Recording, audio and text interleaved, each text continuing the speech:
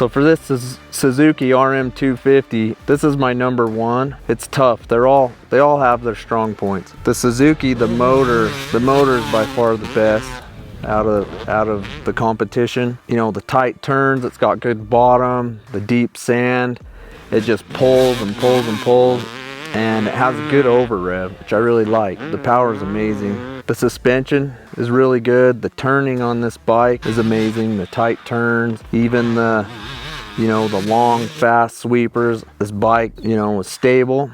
I think in the sand under braking, it was a little twitchy on the front end to me, but this bike I felt the most confident on. You know, the way you fit, where the handlebars are, the rear brake pedal, the foot peg, you know, it fit me well.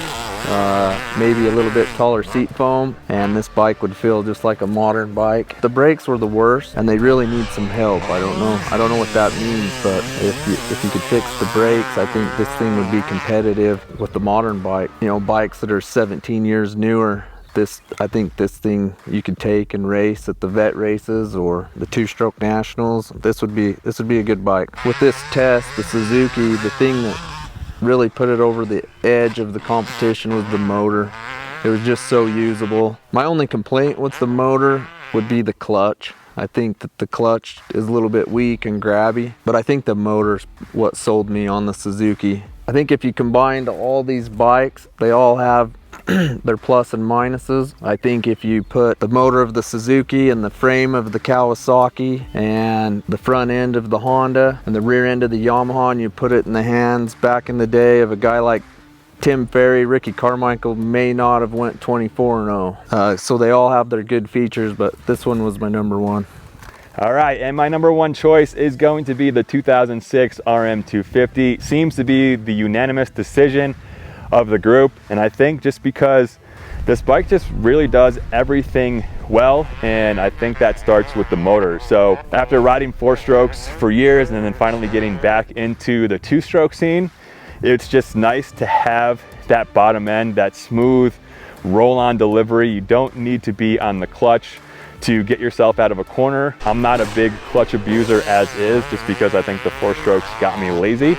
So I'm used to that nice roll-on power, and this Suzuki RM250 definitely delivers that. Felt like it didn't quite pull as hard as the Yamaha on top, but it was pretty close, kind of that same mid-range hit that was super fun and enjoyable to ride. So the motor is definitely why I chose this bike first. In terms of the handling, I don't feel as comfortable on this bike as I do the Kawasaki. I'm sure if I spent some more time on it, I would definitely learn to feel comfortable. To me, it felt like one of the tallest bikes of the group, and it's one of the heaviest too.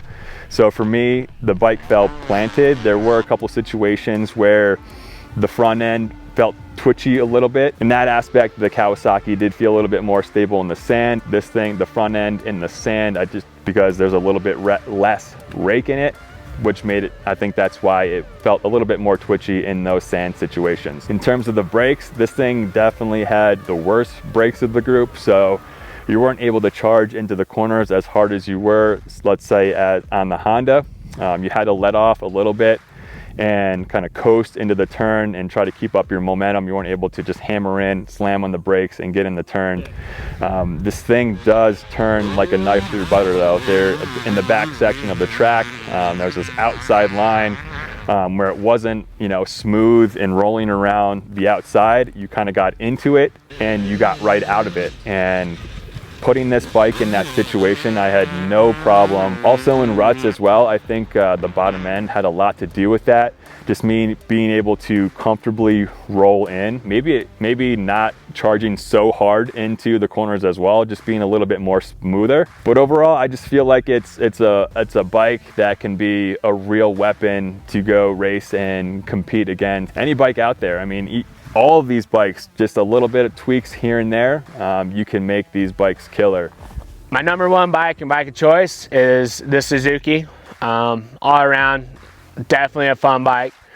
Everything that this bike has to offer is definitely there. Obviously, Carmichael probably being one of the guys to develop and make this bike with Roger DeCoster definitely shows in it. It has pretty much everything you want in a dirt bike for all tracks coming around, whether it's sand, loamy dirt or straight up a hard packed track. It just tends to have everything you want for all those conditions. The one thing I'd say that it lacked was the braking.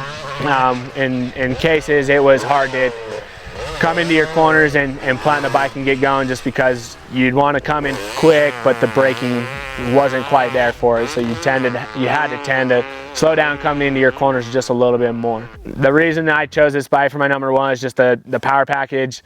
For sure on it just seemed like it was always there. From the bottom end, it just made it easy coming out of your corners, and for it to just keep climbing. You know, it would just, as it was going through the RPMs, it kept going no matter what, and didn't ever feel like it died out. Coming down the downhill, it felt like it had, you know, the perfect amount of weight to stabilize as it's coming down, and coming through the corners, it felt like it just had the right amount of geometry to help make the corners easy to happen. And the only thing I would say is maybe on the tighter corners, it kind of wanted to drift out wide, but through some of the more wide open corners, it was able to just hold itself all the way through. Suspension wise, there's no issues with it. I felt like after hitting all the jumps, it was there. It didn't have to overcompensate in your riding style to make it feel comfortable as you're hitting your jumps. All around, I'd say like this is a perfect bike if you're looking for a bike, you know, in these categories as a two-stroke, and I would definitely pick the Suzuki to go buy, and from the get-go it's easy to pick up and get rolling. So you guys can clearly see that the RM250 took the top spot on the podium for the Throwback two-stroke garage build shootout. If you are interested in hearing how the other 3 Japanese models compared to this bike, the full video is on my channel along with the complete build series as well.